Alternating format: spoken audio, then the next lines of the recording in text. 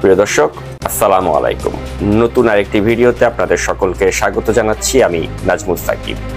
ডিএমপির যুগ্ম police commissioner Biplab Kumar সরকারের সম্পর্কে আপনারা অনেকেই জানতে চান। তার দুর্নীতির চিত্র বা তার নারী কেলেঙ্কারি নিয়ে আপনাদের অনেকেরই জানার আগ্রহ রয়েছে। ইতিপূর্বে প্রিয় দর্শক, আমি এই বিষয়টি নিয়ে একাধিক প্রতিবেদন প্রকাশ করেছিলাম। তবে আজ নতুন কিছু তথ্য আমার কাছে এসেছে, যেগুলো নিয়ে আমি এই ভিডিওটি বানিয়েছি। আশা করছি আপনারা শেষ পর্যন্ত এই ভিডিওটি দেখবেন এবং কুখ্যাত এই পুলিশ কর্মকর্তার আরো বেশ কিছু অপরাধ সম্পর্কে জেনে নেবেন। তো আমাদের কাছে যে তথ্য এসেছে প্রিয় দর্শক, সেটা হচ্ছে, আপনারা জানেন যে আফিফা জেরিন ছোয়া নামে একজন নারীর সাথে এই বিপ্লব কুমার সরকারের দীর্ঘদিন ধরেই কিন্তু একটি পরকীয়া সম্পর্ক চলছে। এবং এই নারী তার স্বামী থাকার পরেও সে কিন্তু একই সাথে বিপ্লবের সাথেও তার সম্পর্কটি, অর্থাৎ পরকীয়া সম্পর্কটি চালিয়ে যাচ্ছেন।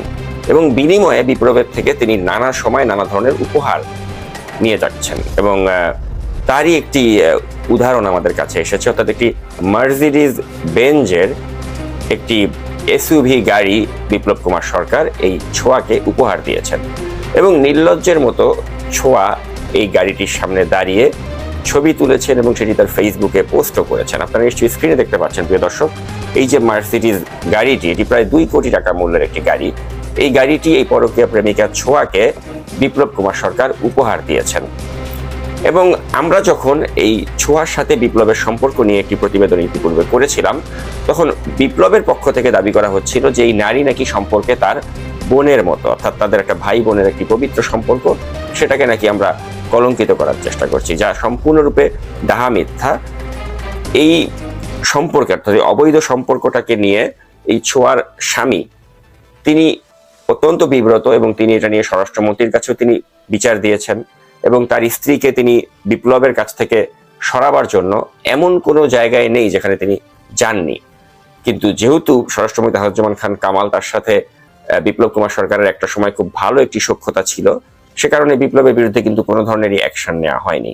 যদিও স্বরাষ্ট্রমন্ত্রীর সাথে বর্তমানে বিপ্লবের সম্পর্ক আর আগের জায়গায় নেই, কিন্তু তারপরেও তার যে প্রভাব রয়েছে এই পুলিশের ভেতরে, এই প্রভাবকে কাজে লাগিয়ে কিন্তু এরকম একটি অবৈধ সম্পর্ক দিনের পর দিন তিনি চালিয়ে যাচ্ছেন, কিন্তু তার বিরুদ্ধে কিন্তু কোনো ধরনের শাস্তিমূলক ব্যবস্থা নেওয়া হয়নি। এবং তিনি যে দাবি করছেন যে এই আফিফা জেরিন ছোয়া তার সম্পর্কে বোন হয়ে থাকে, এটা সম্পূর্ণ ডাহা একটা মিথ্যা। কারণ একজন হিন্দু মানুষ বিপ্লব কুমার সরকার, তার সাথে কি করে একটা মুসলিম নারী আফিফা জেরিন ছোয়া, কোন সূত্রে তাদের মাঝে বোনের সম্পর্ক, ভাই বোনের সম্পর্ক, এটা তো আসলে হাস্যকর। একটা মিথ্যা বানোয়াট দাবি তিনি করছেন। এবং এমনও চিত্র দেখা গিয়েছে যে আফিফা জেরিন ছোয়ার যে একটা সো কল্ড তার যে একটা ডেন্টাল একটা প্রতিষ্ঠান রয়েছে, সেখানে এমনও হয়েছে যাদের একটা প্রতিষ্ঠাবার্ষিকীর অনুষ্ঠানে এই বিপ্লব কুমার সরকার গিয়ে একই সাথে এই আফিফা জেরিন ছোয়ার সাথে তিনি কেক কেটেছেন। তো কতটা ঘনিষ্ঠ সম্পর্ক সেটা কিন্তু এই কেক কাটার ছবিটি দেখলেও কিন্তু প্রিয় দর্শক বোঝা যায়। অর্থাৎ এই যে তার যে নারীবাজি বা এই যে পরকীয়া সম্পর্ক, এটাকে তিনি আবার একটা ভাই বোনের মতো একটা পবিত্র সম্পর্ক বলে একটা মিথ্যা দাবি করছেন, যা সত্যি হাস্যকর। তো এখন এই যে তিনি যে একটা মার্সিডিজ বেঞ্জের গাড়ি উপহার দিচ্ছেন এই নারীকে, তো এত অবৈধ টাকা বিপ্লব কুমার সরকার কোথা থেকে পায়? এই প্রশ্ন কিন্তু প্রিয় দর্শক আমি জানি আপনাদের মনে নিশ্চয়ই এসেছে। তো আমরা আমাদের কাছে যেই সূত্র মারফত কিছু তথ্য পেয়েছি, তার মাঝে একটি হচ্ছে যে, আপনারা জানেন যে বাংলাদেশের গোল্ড বা ডায়মন্ডের স্মাগলার হিসেবে পরিচিত দিলীপ কুমার আগারওয়াল, এই আগারওয়ালের সাথেও কিন্তু এই কুখ্যাত ডিএমপির যুগ্ম কমিশনার বিপ্লব কুমার সরকার তার একটি সম্পর্ক রয়েছে। পাশাপাশি তার যে বস, অর্থাৎ ডিএমপি কমিশনার যিনি বর্তমানে দায়িত্ব পালন করছেন হাবিব, তার সাথেও কিন্তু এই দিলীপ আগারওয়ালের বেশ ভালো সম্পর্ক রয়েছে। তো তারা একসাথে বিভিন্ন অনুষ্ঠানে তারা যায়। আপনারা নিশ্চয়ই দেখতে পাচ্ছেন ছবিতে যে দিলীপ আগারওয়ালের দুই পাশে হাবিব এবং এই বিপ্লব কুমার সরকার তারা দাঁড়িয়ে আছেন এবং অত্যন্ত ঘনিষ্ঠ সম্পর্ক তারা। এবং সম্পর্কটাই কিন্তু হচ্ছে তাকে একটা ইলিগাল ব্যবসা, অর্থাৎ যে স্মাগলিং করার লাইসেন্স দিয়ে দিয়েছেন হাবিব এবং বিপ্লবের এই সিন্ডিকেট, এবং তার মাধ্যমেই কিন্তু তারা বেশ কিছু অবৈধ টাকা কামিয়ে নিচ্ছেন এই দিলীপ কুমার আগারওয়ালের কাছ থেকে।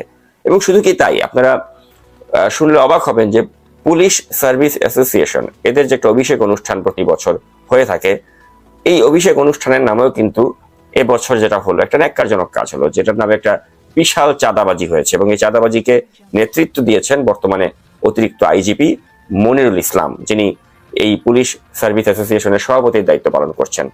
তো তিনি যেটা করেছেন আর কি, তিনি বিপ্লবকে দায়িত্ব দিয়েছেন যে তুমি কার্ডে তোমার নাম থাকবে এবং তুমি মানুষকে দাওয়াত দেবে, বিভিন্ন ব্যবসা প্রতিষ্ঠানের কাছে গিয়ে তুমি দাওয়াত দিবে এবং ওই ব্যবসায়ীদের কাছ থেকে চাঁদা নিবে এই অনুষ্ঠানটি করার নাম করে।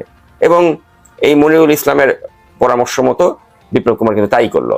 এবং সবচেয়ে মজার বিষয় হচ্ছে যে সাধারণত এই দাওয়াত কার্ডে কিন্তু শেষে দাওয়াতটাতে নাম করা থাকে যে এই যিনি সভাপতি তার নাম থাকবে অথবা যিনি উপস্থাপক তার নাম থাকবে, কিন্তু সঞ্চালকের নামও নেই, সভাপতির নামও নেই। এখানে বিপ্লব কুমার সরকার তার নিজের নামে কার্ডে তিনি দাওয়াতটি দিয়েছেন এই পুলিশ সার্ভিস অ্যাসোসিয়েশনের পক্ষ থেকে।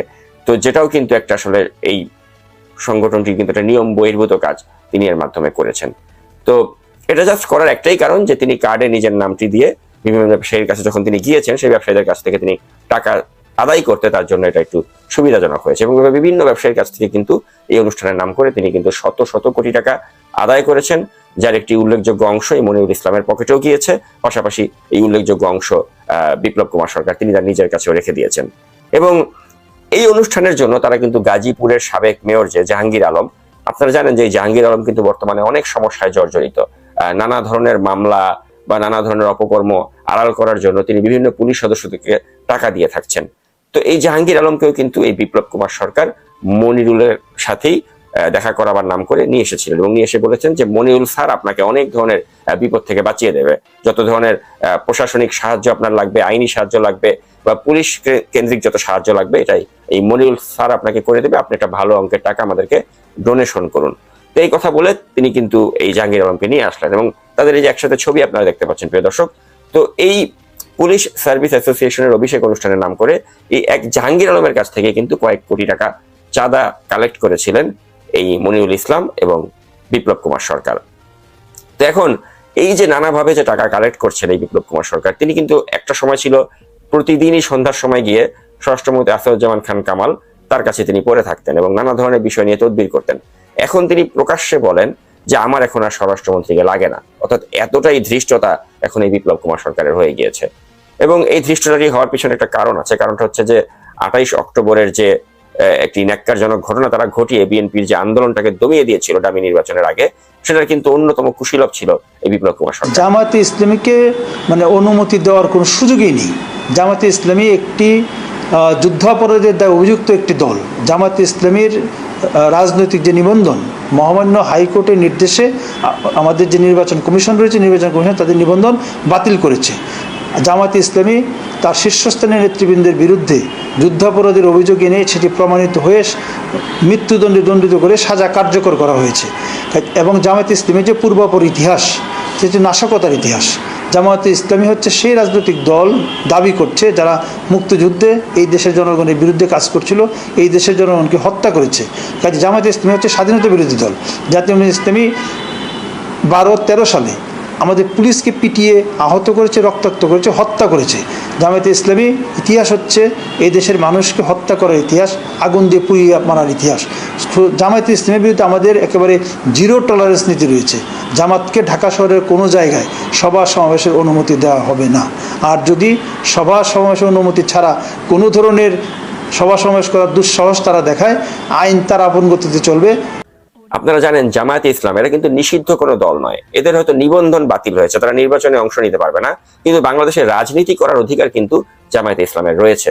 তা সত্ত্বেও জামায়াতে ইসলামকে 28 অক্টোবরে মাঠেই নামতে দেবে না এমন ঘোষণা কিন্তু দিয়েছিলেন বা হুঁশিয়ারি দিয়েছিলেন এই কুখ্যাত বিপ্লব কুমার সরকার। পাশাপাশি 28 অক্টোবরের তারা যেটা ক্র্যাকডাউন করলো এই বিপ্লবের নেতৃত্বে, সেই ক্র্যাকডাউনের পরবর্তী সময়ে কিন্তু আমরা দেখেছি যে এই বিপ্লব কুমার সরকার তিনি বেশ দম্ভ করে কথা বলেছিলেন বিরোধী দল দমন করার ক্ষেত্রে তারা কি ধরনের ভূমিকা রাখবে, এ ব্যাপারে তিনি সাংবাদিকদের সাথে কথা বলেছিলেন। চলুন এ পর্যায়ে আমরা সেই ফুটেজটি একটু দেখে নিই। হবে না, প্রত্যেককেই আইন আওতায় হবে, যে যেখানেই পালিয়ে থাকুক না কেন তাদের প্রত্যেককে আইনের কাঠগড়ায় আমরা দাঁড় করাবই। পালিয়ে বেশি দিন থাকতে পারবে না, আইনের হাত কিন্তু অনেক লম্বা। আমরা 28 তারিখে ধৈর্য ধরেছি, আমরা আইন শৃঙ্খলা রক্ষাকারী বাহিনী, আমরা কিন্তু সর্বোচ্চ ধৈর্যের পরিচয় দিয়েছি, কিন্তু আমাদেরও ধৈর্যের কিন্তু একটি সীমা রয়েছে। আমার সদস্যকে আপনি হত্যা করবেন, আমার সদস্যদের পিটিয়ে হাত পা ভেঙে দিবেন, আমার সদস্যকে আপনি আগুন দিয়ে পুড়িয়ে দেওয়ার চেষ্টা করবেন, এটি আমার আইজিপির গায়ে আগুন লেগেছে, এটি আমার সম্মানিত পুলিশ কমিশনার স্যারের গায়ে আগুন লেগেছে, এটি আমাদের সকলের গায়ে আঘাত লেগেছে। কারণ আমরা মনে করি বাংলাদেশ পুলিশ হচ্ছে একটি পরিবার। এভাবেই এই সরকারের অবৈধ ক্ষমতাকে টিকিয়ে রাখার জন্য এ ধরনের বিপ্লব কুমার সরকার তারা এ ধরনের দম্ভক্তি করে থাকেন, তারা লাম্পট্যপনা করে যান, তারা অবৈধভাবে টাকা উপার্জন করে যান, ব্যবসায়ীদেরকে ডাক দিয়ে এনে টাকা কালেক্ট করেন, কিন্তু এদের বিরুদ্ধে কিন্তু কোনো ধরনের শাস্তিমূলক ব্যবস্থা গ্রহণ করা হয়নি এবং এটাই হচ্ছে বর্তমানের বাস্তবতা। আর এই যে বিপ্লব কুমার সরকার, তিনি যে ছোঁয়া নামের একটা নারীর সাথে তার যে পরকীয়া সম্পর্ক চলছে, পাশাপাশি পুলিশের এই যে দুর্নীতির চিত্র আমাদের সামনে আসছে, দুর্নীতির পাশাপাশি তাদের এই যে লাম্পট্যপনা, এটাও কিন্তু দেদারসে এখন ঘটে যাচ্ছে। এবং আরেকটি এরকম লুচুপনা আমাদের সামনে এসেছে, যেটা ডিবির এডিসি খন্দকার লেলিনের।